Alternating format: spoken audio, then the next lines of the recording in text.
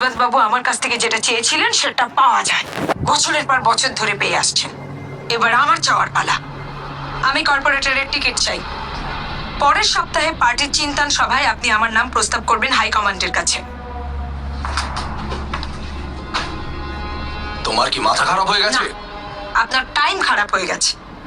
চিন্তন সভায় যদি আমার নাম অ্যানাউন্সমেন্ট না হয় তাহলে আমি অ্যানাউন্সমেন্ট করে দেব। এই যে আমাদের পিতা সমান নেতা আছেন না চিত্তরঞ্জন সুজানি বাবু, সে আসলে আমার মেয়ে যুগ্নির বাবা। তার মানে তুমি আমাকে হুমকি দিচ্ছ?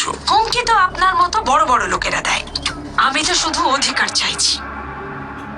আপনার মেয়ে যুগ্নির অধিকার। দেখো অম্বিকা, টিকিট অত সহজে পাওয়া যায় না। আরে 9 মাসে তো গর্ভ থেকে বাচ্চাও বেরিয়ে আসে সুজানি বাবু।